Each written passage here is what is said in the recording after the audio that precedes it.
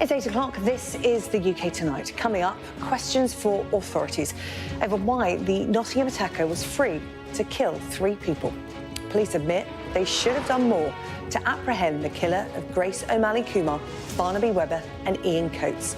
As it emerges, his paranoid schizophrenia saw him visit MI5 HQ to ask the security services to stop controlling him. Valdo Kalakane was diagnosed with his condition 2 years before the Nottingham attacks. We'll be discussing the missed opportunities to get him off the streets. Also tonight, a global suicide trade. We have a special report for you on the poison sellers supplying drugs to people who want to end their lives. I'll speak to a bereaved father who says vulnerable people are being deliberately targeted. Plus, if the UK went to war, would you join the fight? The head of the army says the public would have to be called up in the event of a conflict with Russia. And we're going to speak to a pensioner who was living in truly shocking conditions. This was the mould problem in her home. We'll also speak to the construction manager that stepped in to help her. Well, that's come and much more on the UK Tonight.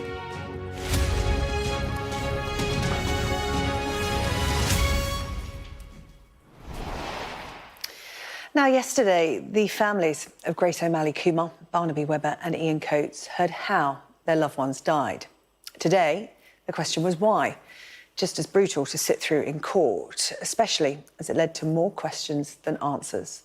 Big questions for the authorities over how the Nottingham attacker, Valdo Kalakane, was free to kill despite being known to them. At the time of the attack, a warrant was out for his arrest. Kalakane was suffering from paranoid schizophrenia when he stabbed students Grace and Barnaby and school caretaker Ian in June last year. Today, a psychiatrist told a court that Kalakane heard voices telling him he needed to kill people or his family would be hurt. 19-year-olds Barnaby and Grace and 65-year-old Ian were killed in the early hours of June the 13th. Prosecutors say Kalakane knew what he was about to do, waiting in the shadows until Barnaby and Grace had walked past him and attacking them at their most vulnerable. At the time of the attack, Kalakane was wanted by police over an incident that took place 9 months before when he attacked a police officer who was trying to detain him under the Mental Health Act. He was initially diagnosed with schizophrenia 2 years before the attacks. Around the same time, he visited MI5 headquarters in London, asking to be arrested and demanding the security services stop controlling him. Well, Sky correspondent Becky Cottrell is live in Nottingham for us tonight. Sentencing taking place tomorrow, Becky, but another difficult day for those families. And as I said, what they heard today posed far more questions than it gave them answers.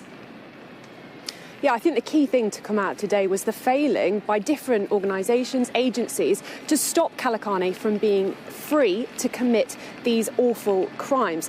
The police, the mental health services knew that he was suffering from paranoid schizophrenia. As you mentioned, he heard voices in his head. He thought he was being controlled by MI5. But beyond that, he also had a history of assaulting people, flatmates, co-workers, emergency workers, and he had also had several stints in psychiatric facilities. And we know that he wasn't often cooperating with mental health treatment, often stockpiling his medication. And as you mentioned, crucially, there was a warrant out for his arrest at the time that he killed 3 people. Now, I'm just going to take you through the context, the circumstances surrounding that warrant. So in September 2021, Kalakane was sectioned, not for the first time, and it was on his way to hospital that he assaulted a police officer. Now, a year later, he was due to appear in court over that attack, but he didn't show up. And the police issued an arrest warrant, but Kalakane was never caught. And 9 months later, he killed Grace O'Malley-Kumar, Barnaby Webber and Ian Coates while in the grip of what has been described as a severe psychotic episode. Now, responding to that, Nottinghamshire Police, their Assistant Chief Constable, said, "I have personally reviewed this matter and we should have done more to arrest him. However, at the time, because of the circumstance prevailing at the time of the alleged assault, in my opinion, it is highly unlikely that he would have received a custodial sentence." Now, the police also said they thought it was unlikely he would have re-engaged with mental health services. Now, I think listening to that, a lot of people will be saying, OK, we might not have known the full extent of what he was capable of. But he shouldn't have had the choice as to whether or not he engaged with mental health services. He should not have been free and on the streets of Nottingham. Now, tomorrow, a judge will sentence Kalakane for manslaughter, 3 counts relating to Ian, Grace and Barnaby. And he also faces 3 counts of attempted murder. That's 3 people that he hit with his van in the city centre. Thankfully, they survived. Now, today, his defence team said to the judge that he shouldn't impose a whole life order. They said Kalakane was ill and it's not his fault that he was free. I think it seems very likely that Kalakane will be spending many, many years in a secure facility, probably a psychiatric facility as opposed to prison. Becky, thank you. Becky Cottrell there in Nottingham for us today. Let's bring in consultant forensic psychologist Dr. Ruth Tully, who deals with cases like this one. And I know, Dr. Ruth, you have been following the events in Nottingham in this particular case. We heard the stark admission that Valdo Kalakane should not have been out in the public. He should not have been on the streets. So why was he? I suppose the difficulty is that although he may not have got a custodial sentence or even a long custodial sentence if he did for the offence that he was wanted for, we don't know if he would have re-engaged with mental health services. We don't know what that engagement would have been like. And ultimately, he may have been so unwell at that time that he could have been sectioned under the Mental Health Act and received treatment and not been on the streets at the important time that he committed these serious crimes. We heard in the court today that Kalakane suffered from a treatment-resistant form of schizophrenia. Perhaps you can explain that to us, what that is, because we also heard that he'd been out of touch with the mental health services for 12 months before the attack, and he was hiding things from them, like the fact that he'd stopped taking medication.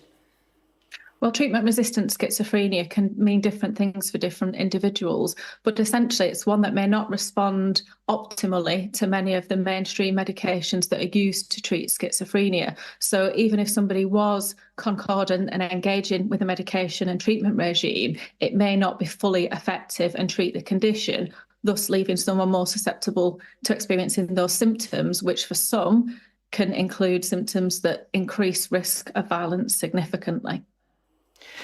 Sentencing is tomorrow. What are the options available to the judge? Because Valdo Kalakane is being treated as a seriously ill man. And obviously he's pled guilty to this on diminished responsibility. You know, there wasn't a murder plea which the families wanted. But what are the options available to the judge in terms of it sounds as if he'll be treated, he won't be sent to prison. From what's been discussed, it sounds like regardless of the actual sentence, whether or not it's a custodial sentence and a life tariff of X amount of years that's imposed, and I know that a whole life tariff has been discussed in the press today, given the seriousness of his mental illness, according to the evidence that's been given in court, regardless of that sentence, whether it's an order, whether it's a custodial sentence as well as a section under the Mental Health Act, it seems likely that he'll be treated in a secure facility for many, many years to come. So even if it is a mental health order, it doesn't mean that he'll get off more lightly in terms of the length of his sentence. What that actually means under a mental health order is that he won't be released till a tribunal are satisfied that his risk has reduced satisfactorily in terms of the risk that he presents to the public. How difficult is this kind of case? Because, you know, we're learning about Valdo Kalakane and the kind of man he was before this illness came knocking on his door. Schizophrenia, what is that like to treat? We heard that he has treatment-resistant schizophrenia, but what is that like to deal with as a mental health professional? Well, the first thing to stress is that not everybody with schizophrenia or indeed any mental health condition is going to be violent. There are many thousands and thousands and thousands of people in the country and around the world who have these conditions and who are not violent. There are often other risk factors that come together for people who are violent. But in those that are violent with schizophrenia and indeed treatment-resistant schizophrenia, we'd be looking at essentially stabilising somebody first so that their symptoms have lessened, which I understand is what the court heard today, that symptoms have lessened, continuing treatment, finding the optimal treatment, and also dealing with those psychological root contributing factors to how the violence violence came together and what that person was experiencing and helping them understand that. I have worked on a ward with treatment-resistant schizophrenia in terms of slow stream rehabilitation. People who've been in the system for many, many years and worked their way down from high secure services to lower secure services.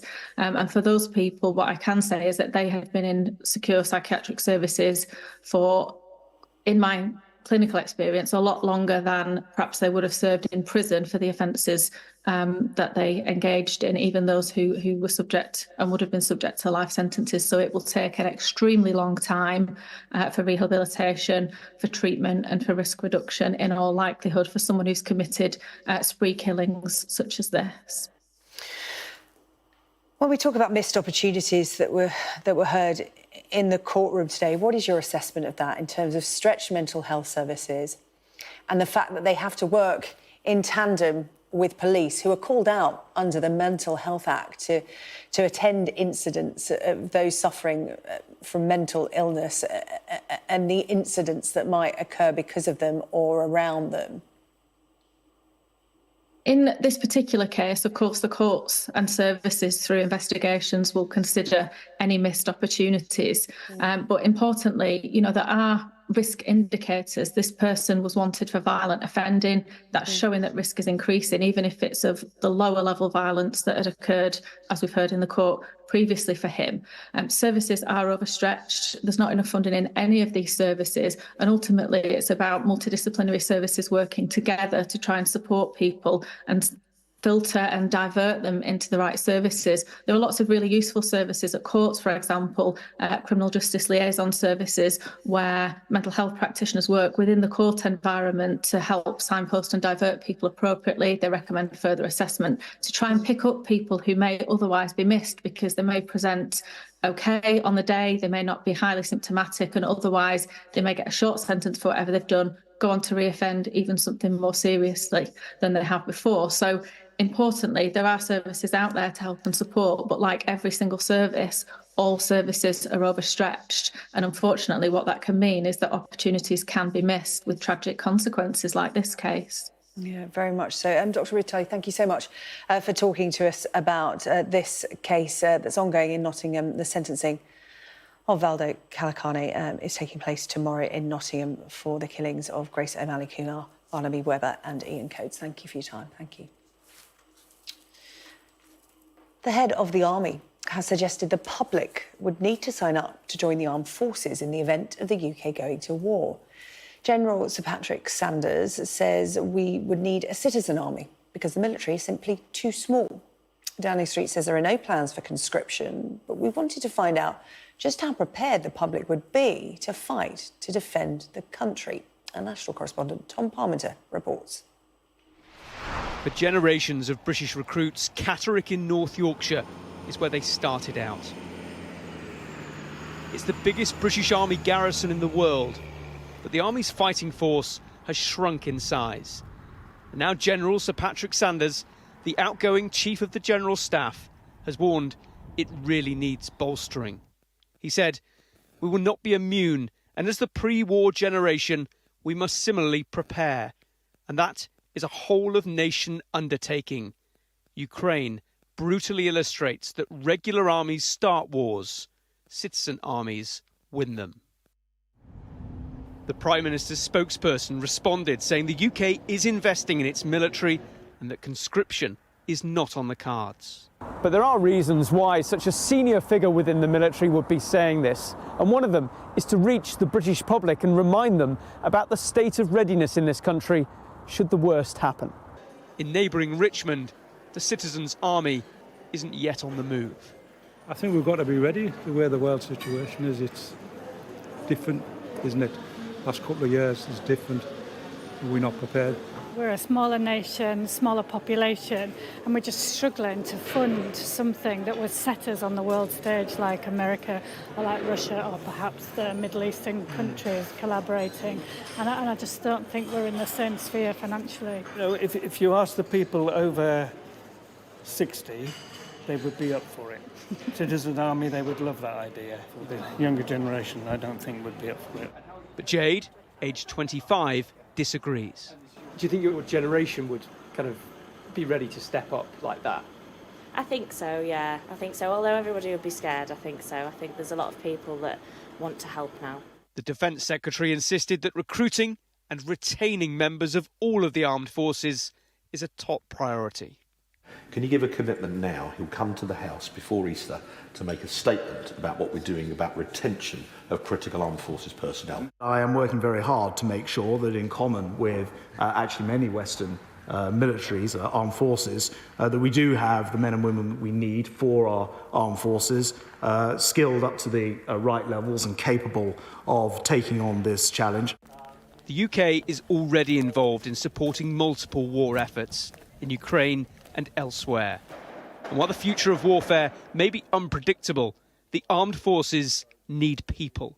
Finding them is part of the mission. Tom Parmenter, Sky News, North Yorkshire. Well, we can cross live now to eastern Ukraine and speak to our Defence and Security editor, Deborah Haynes. Deborah, good evening to you. General Sanders, of course, no stranger to making a controversial comment or two. Is he right on this one?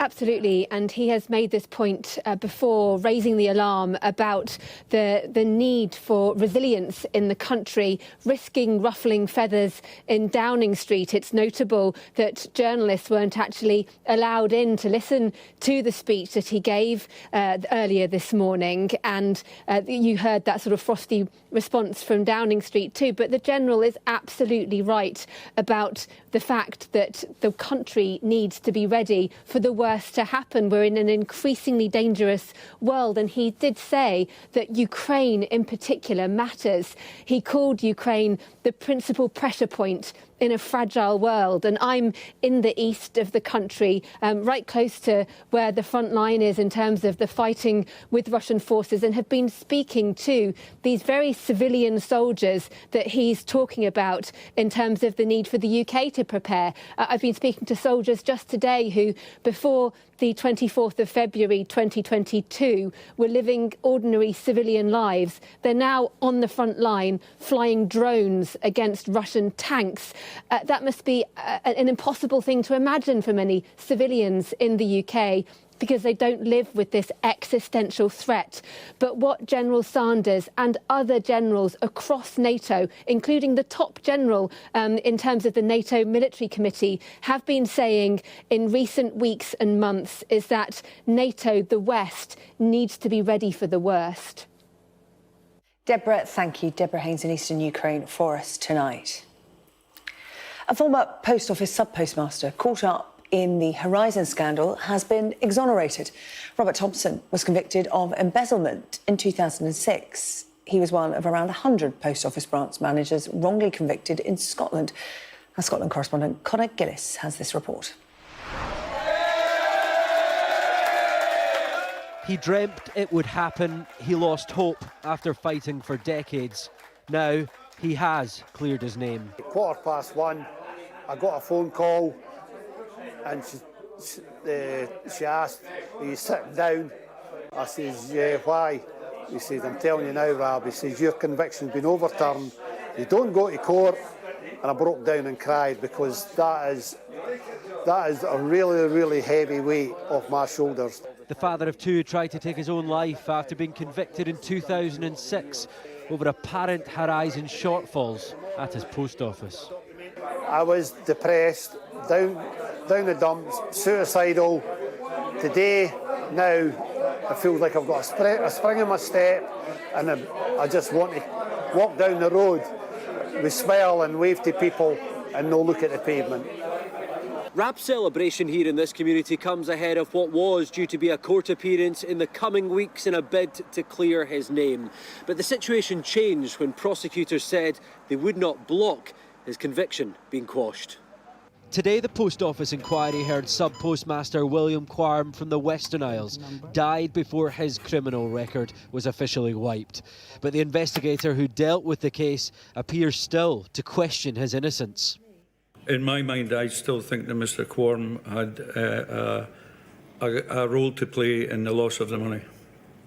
That's an answer to a different question. The question would be, did Mr. Quarm have a role to play in the events? The question I in fact asked was, do you you remain of the view that he's guilty of the crime?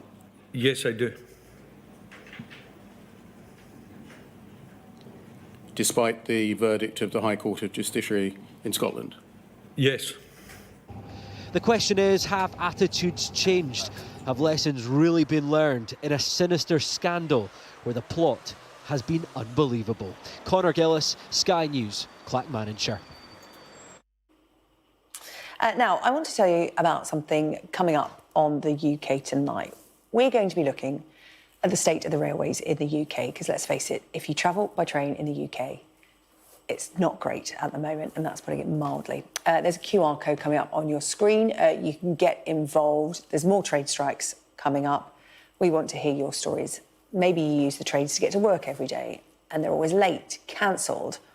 We can't get a seat. Maybe you'd like to use them more, but you stick to the car because it's cheaper and more convenient. Whatever your views, whatever your stories, get in touch. If you leave your email address or phone number, a member of the UK Tonight team will get in touch. We want to know your stories, and we'll look into the state of the railways in the UK. That's to come on the UK Tonight very soon. But still to come on tonight's programme, the search continues for a woman reportedly washed out to sea in South Wales during Storm Jocelyn. An admission of failure, Labour's verdict as the government announces emergency funding for local councils. And find out which county is the UK's treasure hotspot for detectorists.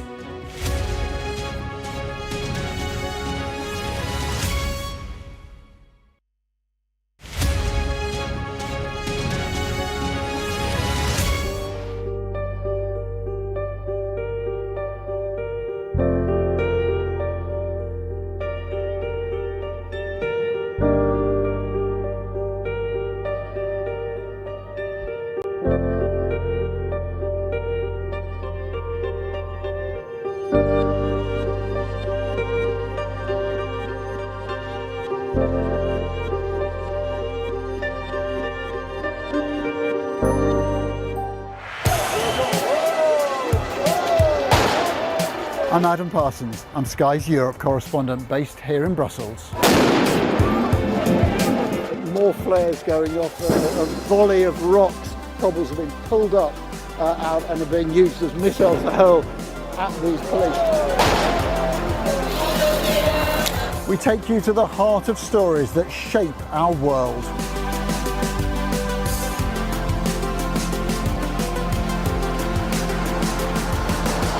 We aim to be the best and most trusted place for news. We have now left Italy and entered France. Nobody's asked to check our identity. Made by people who dare to challenge. Nice to see you again, Mr. Barnier. Why? Meeting you. Fishing does have the potential to stymie an enormous economic deal. What strikes you when you come to this glacier is not just the way in which the environment is changing, but the speed at which those changes are happening. It's devastating, actually.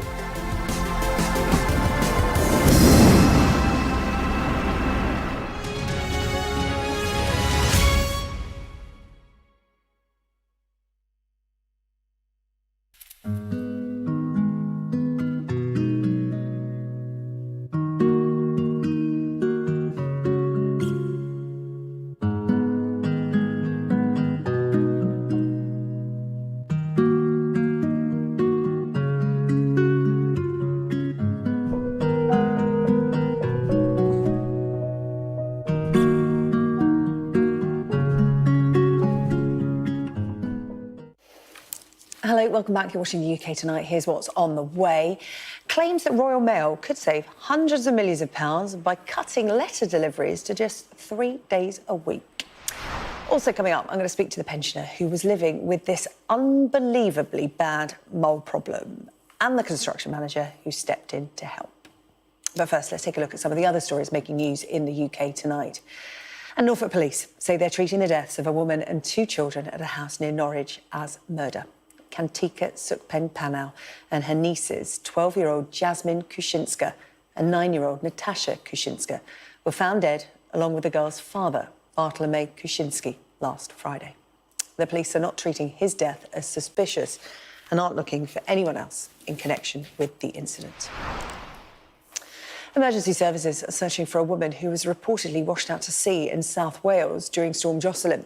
South Wales police were called at around 6 o'clock in the evening yesterday after a report of a woman seen by the water's edge just off the Esplanade in Porthcawl.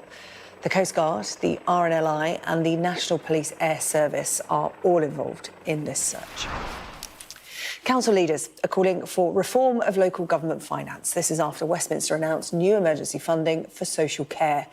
Councils are going to be given an extra £500 million, but it comes as councils up and down the country are struggling to balance their books. Labour says the extra money is an admission of failure by the government. Yesterday, we reported on residents in Birmingham who have stepped in to try to save the city's landmarks after the council declared itself bankrupt. Norfolk has been revealed as a treasure hotspot for detectorists, according to the British Museum. The museum runs the Portable Antiquity Scheme, and it said yesterday that 2022 was a record-breaking year for reported finds. According to the scheme's annual report, more treasures were found in Norfolk than in any other county in 2022. Detectorists reported 95 finds of treasure in that county, compared with 83 in Hampshire and 81 in Kent. Cutting Royal Mail deliveries to just 3 days a week is one of the proposals that's being put forward to modernise the postal service. The regulator Ofcom says it wants to spark a national debate on the future of the service, warning Royal Mail risks becoming unsustainable without reform. Our business correspondent Adele Robinson has more. 5 and 4, 54. It's a numbers game, and the Royal Mail need to make theirs work. 85. But the idea of delivering letters on 3 days only instead of 6 to do that means pensioners like Noreen could miss out. I would miss it a great deal, even at Christmas time, relying on cards, you know, just to say hello. They're going back in time. You know, we want things to go forward. We don't go from 7 day a week to 3 day a week. But for some here, opposing views. It doesn't really affect me that much because everything is on the internet now.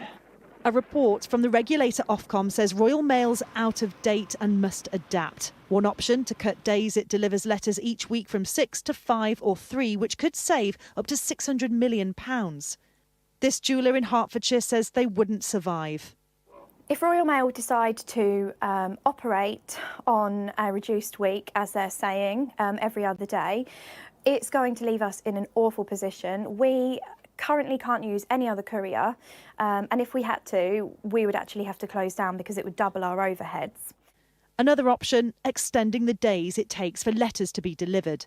Because the Royal Mail needs to reform to survive, without question. But how? It's caught between being a private company, which made a loss in the first 6 months of last year to September of £319 million, and having to answer to the government over its legal duty to deliver letters 6 days a week.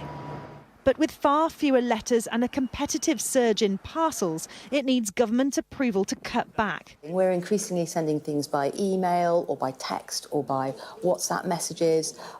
So we need that service to be there when we need it. But if we want it to be sustainable and affordable, I think we're going to have to accept some change. We don't think that doing nothing is an option here. The Prime Minister has vowed services won't change. Mr Speaker, I agree about the importance of the Royal Mail's universal service obligation, and as you will have heard from the Minister this morning, we remain absolutely committed to ensuring that it remains as it is. But something may need to shift for the future of what to many still feels like a British institution. Adele Robinson, Sky News. So to come on the UK tonight, a special investigation into the people who are selling poisons to those who want to end their lives.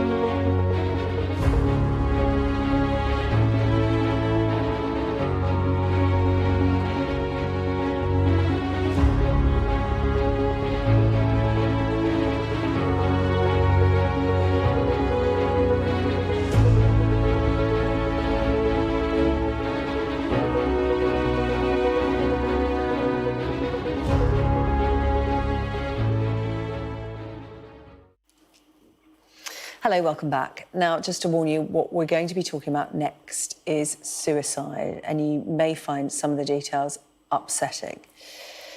We're talking about a Sky News investigation that has found poisonous substances are being sold to vulnerable people in the UK who want to take their own life. Sky's Sania Chowdhury has travelled to Ireland, where she witnessed people being instructed on how to obtain drugs which would kill them, and the Netherlands, where she met the people selling these poisons. Her report does contain references to suicide. This is a gathering of people planning their suicides. They're here to find out how to get poisons and how to use them to die. And how did you get it then? Illegally. The man speaking here in Ireland goes by the nickname Dr. Death. He says he's helping the elderly and terminally ill. Now, if I gave you the drug, I'd be in an Irish prison quite quickly, I suspect. But if I tell you to go to this place and buy it, so far, that's not been considered to be a strong enough link to be in the breach of Irish law. Dr. Death boasts that his work has led to rising suicides. The rate just went up around the world, so we clearly are responsible for it. Do you feel bad about that now? Look, it's a difficult question to answer. In many countries, you can get 14 years in prison for assisting suicide. This man faces life in Canada. Kenneth Law denies multiple second-degree murder charges, having previously been charged with assisting 14 suicides. He's accused of selling a deadly poison. Police say he sold suicide kits to 1,200 people in 14 countries. In the UK, he's linked to 93 deaths. One of them was 22-year-old Tom Parfett. It is a type of grooming. I think in many ways it's a pro-death cult. These people are deliberately targeting the vulnerable, encouraging them to die. A year after Tom's death, we discovered Kenneth Law could be just one of many poison sellers. We travelled to the Netherlands to a suicide convention. It's run by a group the Dutch public prosecutor has labelled a criminal organisation. Many of its members operate outside of the law, selling homemade suicide kits. They say they're being compassionate, giving people autonomy over their deaths. Away from the main hall, a seller agrees to speak to us. I think it must be free to get without conditions.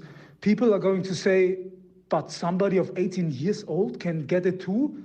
Yes, why not? Like others we've met, he's sold over 100 kits.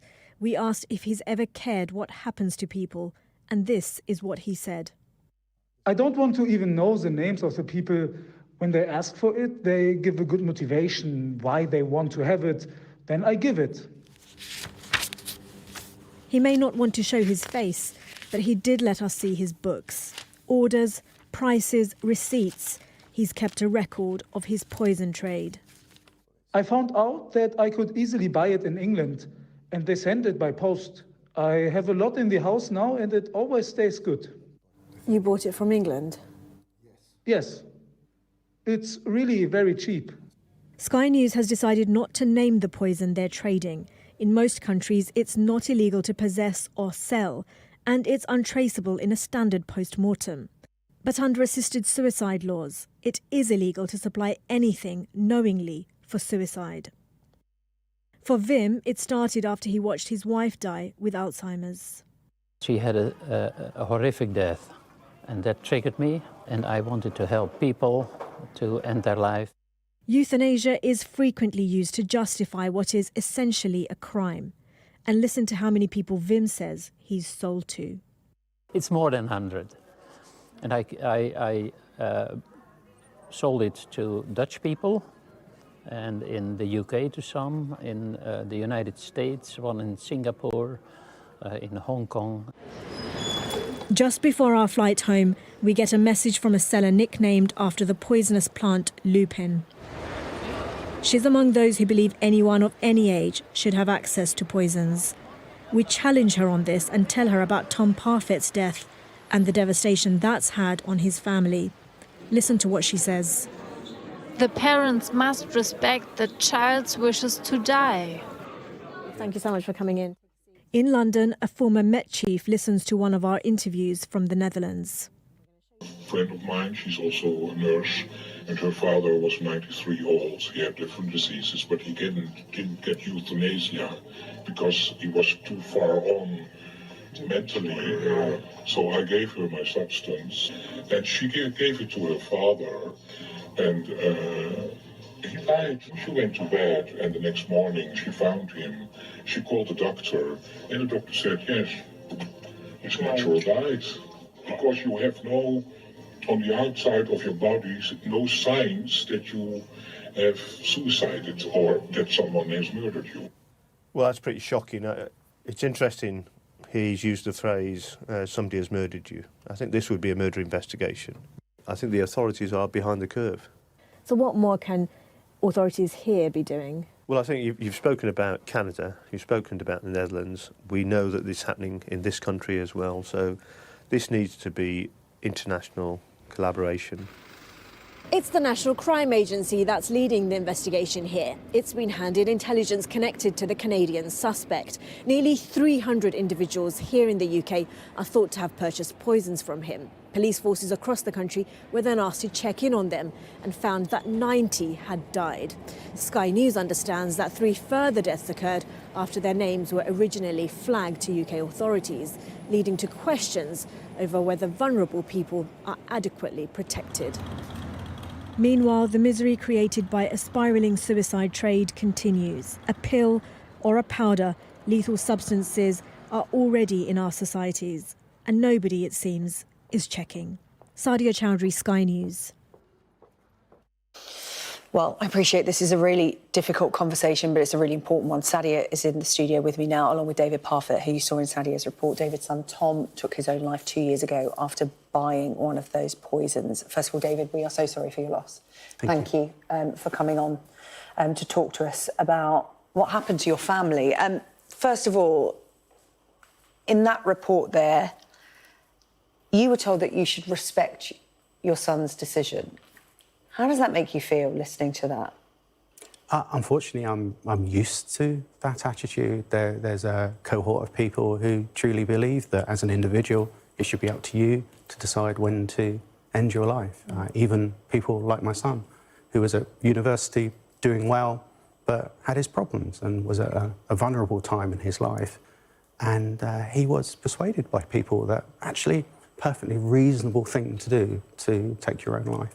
You believe he was deliberately targeted online, and you unravelled how he came to get his hands on this poison in the days after his death. And you believe his vulnerability online led him down this path. He was deliberately targeted. Yes, he was somebody who was interested in taking his own life. It's very difficult to understand exactly how that was something that he originally started to think about. But what astonished me is how easy it is in real life, as the report shows, and online, to find people who encourage you to take your own life. Sadia, you travelled to Ireland and to the Netherlands, and I found your report jaw-dropping in terms of the amount of people that were willing to speak to you and blatantly, casually talk about what they were doing on camera, but if under the cloak of anonymity, willing to show you details. Were you surprised by that level of openness? Yeah, I think we were. When we set out to do this, our investigation was looking at finding out if there are other people like Kenneth Law who are accused of selling poisons. And we were told, come to the Netherlands. One of my contacts said to me, come to the Netherlands, and there is somebody, she may or may not speak to you, but it's up to you to try and persuade her and see what you can get out of her. And we weren't there for long. We were there for one day, a matter of hours that we were there, and look at how many people we met. And we didn't actually show all of the people that we'd spoken to just because of time limitations.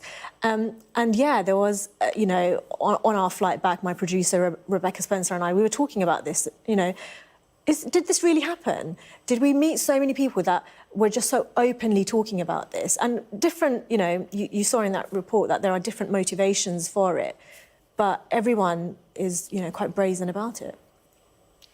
They talk about showing compassion. I'm just looking at the quote now, but it's they talk about philanthropy almost, don't they? They talk about being compassionate and giving people autonomy. Your son was just 22, David. Tom was clearly having a hard time if he was having suicidal thoughts, and you don't know whether being targeted online led to those suicidal thoughts or whether they were there before he started that exploration. Now that we've brought this to the public's attention, what do you want to see done? I think a better understanding for people who have people in their lives who they believe might be also vulnerable to self-harm and suicide. That's the one thing I wish for, that I had a better understanding while Tom was still with us, and therefore maybe had a chance to actually persuade him not to take his own life. What I didn't realise is what we're seeing today, just how easy it is for somebody in a vulnerable state to be persuaded to take their own life and be given the means to act on it, to be sold a suicide kit. It really is beyond belief. So I believe that the first thing to do is just get awareness out there that if you do know somebody who's vulnerable, then unfortunately they can be targeted by these people, and it's then all too easy for somebody to decide to take their own life. As I said, there's such difficult conversations, but I'm sure what you wish tonight is that you'd have at least had the opportunity to have had that conversation with Tom rather than him have it with somebody he didn't know online. Yes, exactly that. And as I'm sure many people can imagine, it's something that occupies my thoughts a lot of the time, is what more could I have done? And the whole purpose of talking about this subject is to try and stop other people going through something similar. It's a horrendous experience. I'm sure many people would understand that losing a child it's just indescribable. And I just want people to be more aware of this subject. But then also, I think from a policing and law enforcement point of view, we can see the brazen nature of what some of these people are doing. They are openly selling poisons, selling suicide kits, which are allowing people to take their own life, knowing that that was the outcome. Surely that's something that law enforcement need to get on top of. David, thank you so much for coming in to see us and speaking about Tom, and thank you. You are, doing work on his behalf now to raise awareness of this. So, thank you, Sadia. Thank you as well. Sadia's report there, sparking this discussion tonight. You can read more about it on our website, skynews.com. But if you have been affected by this story and you want to talk to someone, the Samaritans are there. 116123 is their number, or you can email them, joe@samaritans.org. Coming up on the UK Tonight, I'm going to speak to the pensioner who is living in this home and the construction manager who stepped in to help.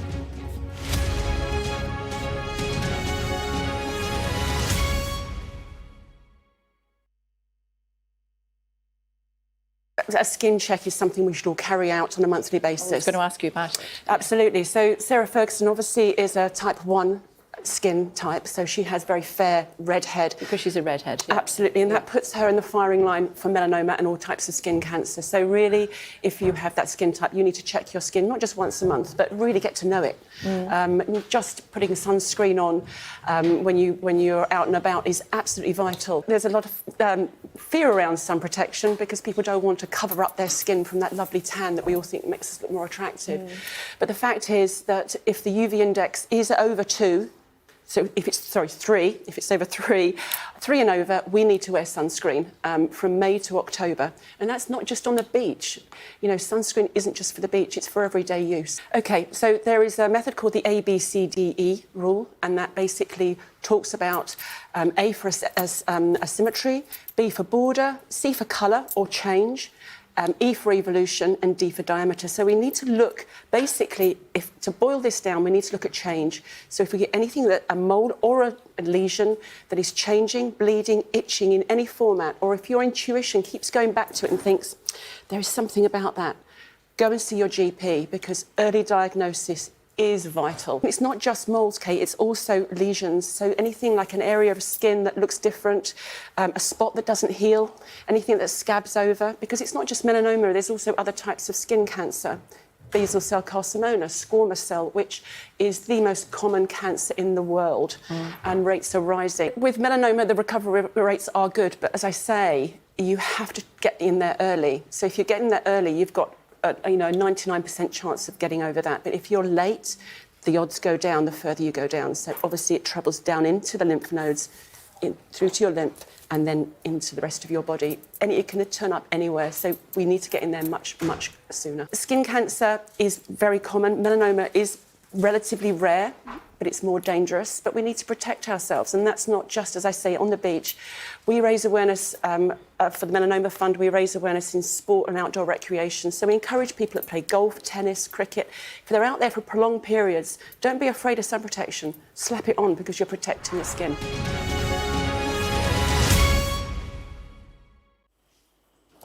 Coming up, a really uplifting story for you. The pensioner who was living in these shocking mouldy conditions, her house uninhabitable. And we're going to meet her and the construction manager who helped to save that home. It really is a remarkable makeover. That's coming up. But first, Teddy's here with the sport. And we're going to talk about cricket, Teddy. A huge cricket test series in India begins tomorrow. Off-the-field issues, mainly visa issues, though, have been dominating the headlines up to this point, but there have been big developments today. Yeah, been a lot of furore in the week, of course. Shoaib Bashir, what a 6 weeks or so it's been for him. 20-year-old spin bowler, Surrey-born, playing for Somerset, just 6 first-class appearances, named in England's Test tour of India last month. But with the team preparing in Abu Dhabi, where he's been with the rest of his England teammates under Ben Stokes, it was going well until ECB discovered that his visa hadn't been cleared to fly to India, so couldn't go there for the big series. Initially, it was thought he'd have to wait in Abu Dhabi and then it'd all be cleared up, but ultimately had to fly back to London. It was resolved. The Indian embassy in London announced today that the visa had been cleared. But for Shoaib Bashir, been a turbulent few days. I know the England captain Ben Stokes has been very unhappy. He said that at one point he was considering waiting in Abu Dhabi until the visa clearance came through, and so delaying the first test, which starts at 4 a.m. tomorrow in Hyderabad. Does, of course, mean that Shoaib Bashir will be involved, but not in this first test match. He'll be available for the second test, 5 test match series in what is one of the greatest challenges in sport, winning in India, who have won their last 16 series at home. Yeah, so what's the England team looking like? Is it fair to say they're taking an unorthodox approach? It certainly is. Very bold and brash. One fast bowler. We know it's going to be a dry pitch. Ben Stokes and the coach, Brendan McCullum, have got this Bazball theory, but it's reactive to the conditions. 3 spinners. Tom Hartley makes his debut. Rian Ahmed makes his second Test match appearance. And then you've got Jack Leach, who's more of a seasoned spin bowler, but he has got a back problem. It may be that former captain Joe Root also is involved on the spin bowling side. Ben Stokes back in the team, but had a knee operation, can't bowl, so it is unorthodox. It's going to be very much spin heavy in India tomorrow when it all gets underway in Hyderabad. So that's the England cricket team getting underway, while Liverpool looking to make it to the League Cup final. More on that in a second. This Sky News Sports Bulletin is brought to you by Vitality. Getting more people more active. Live life with Vitality.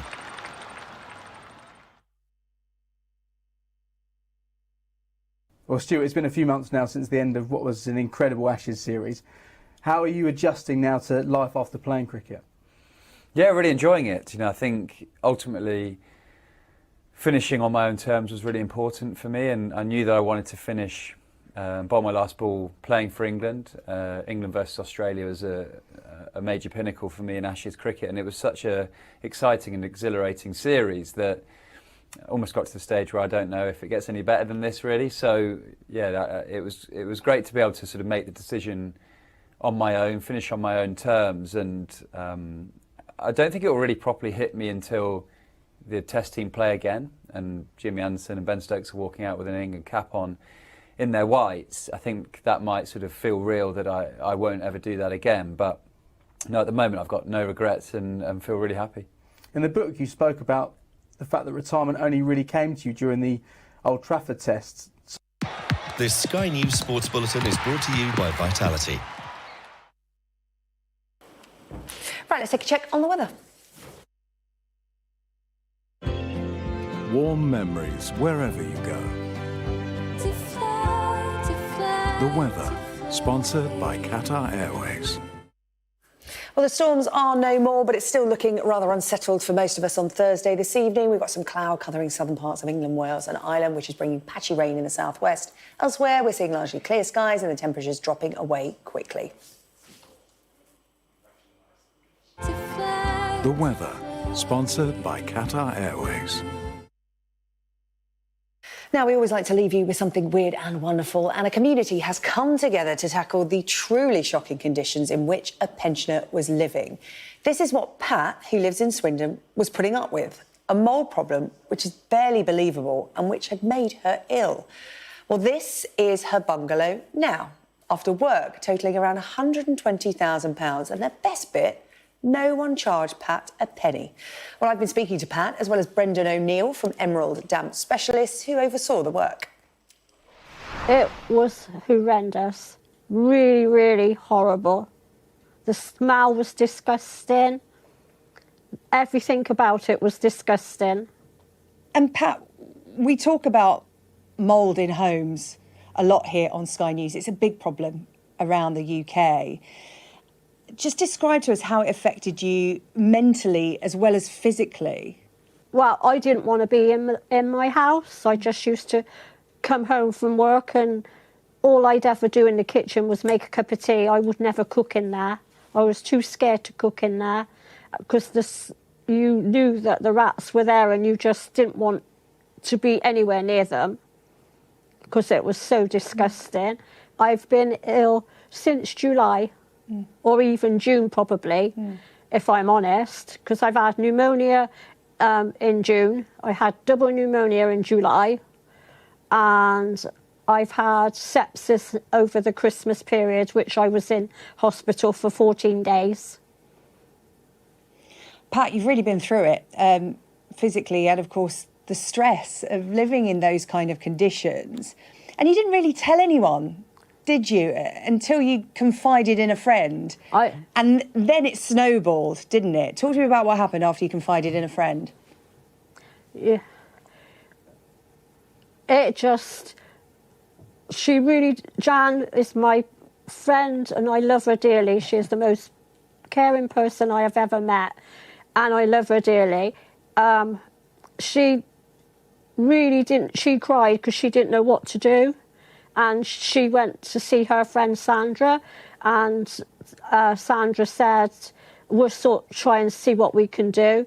But it was beyond anything that they could do. Yeah. So, Brendan, you, along with not just 10, 15, 20, but hundreds of others, came to Pat's rescue. It was a real big community effort. Pick up your part of the story. When did you first hear about Pat and what was your reaction? I put a Facebook post out requesting help with some mould. Obviously didn't describe it as it is, but we directed her to our website. She rang John, my boss. John said to me, Brendan, you need to go out and have a look at this job. I turned up. Within seconds of being here, I said to Janet, that because Pat was sat in the car, and I said, there's no way she can go back in. You could see the mould spores and mould floating in the air. The smell from the outside was disgusting, and I don't think I've ever smelt mould on the outside of a house. Put a shout out on Facebook for people to come and give us a hand taking it apart on the first weekend, and 30 or 40 people turned up. And then there were more shout outs after that, and John from Emerald obviously put his team in here on the first day, and we started taking stuff back. We found so many problems on that first day. The floors were wrecked, the water was leaking, there was a gas leak. There was everything wrong with the house. The electrics were full of water. So we then realised it was a massive undertaking, and yeah, we just went from there. I mean, Pat, how does that feel? This is such a feel-good story because this is your community and those around you coming together to give you your life back, essentially. I mean, tell me what it was like walking back into your home that first time. Yeah. On Saturday when I came home, I didn't know whether to cry or smile because, one, I was happy to be home, and two, it was just amazing. Everyone has worked so hard, and I'd like to thank them from the bottom of my heart. Well, it really has been a huge effort and such a feel-good story for us on the UK Tonight, so thank you to you both. Pat, we wish you many happy years in your new home. And 154 people involved. That's a big house party, Pat. When is it? Saturday. Saturday. There you go, all round to Pat's on Saturday for a big party. Take your shoes off, though. carpets are nice and clean. Well, that is all from the UK Tonight. You can get her on the highlights on our webpage. Just scan the QR code you can see on your screen. You can share your thoughts with us there as well. Yalda Hakeem with The World is next.